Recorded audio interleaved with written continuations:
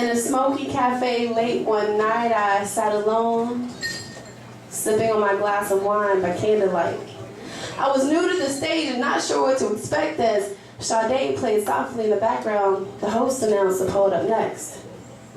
As I watched him walk to the stage, I thought to myself, he looked like the average man. In fact, in most circumstances, I wouldn't even notice him. But see, something happened as he took his hand and slowly wrapped it around the mic and took her from the stand. Our eyes met, and I became hypnotized. And as his mouth opened and his lips part like Moses had done to the Red Sea, the voice that resurrected from his soul did not even match his body. He had the most seductive voice I have ever heard. Instead of love at first sight, it became love at first words. He then went on to speak of his philosophies of how he worshiped the body of his woman, and I envisioned her to be me.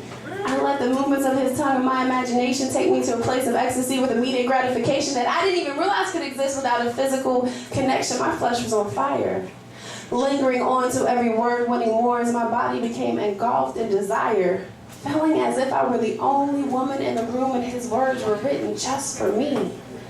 Not realizing there were so many other people caught up in the same illusion. See, it was just pure fantasy.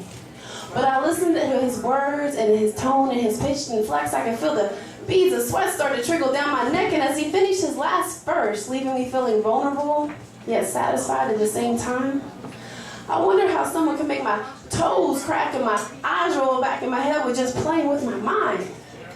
And after this, I traveled to many other poetic venues in search of my next fix, but nothing ever did come close to this. See, as a woman, your first time is special. And it may hurt a little as well, but your first poetic orgasm will reach a plateau where all others will fail. It is mind over matter, metaphors, words, and verbs that will somehow touch your spine and spread like wildfire as it exposes every nerve. Next thing you know, you'll find yourself warm and moist.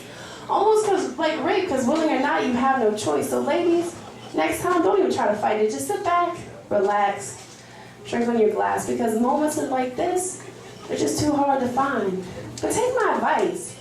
Instead of spreading open your legs, open up your mind and let him in, even if for one spoken word piece. Because a poet with the right words is like a man with a strong back. He will fulfill your every need.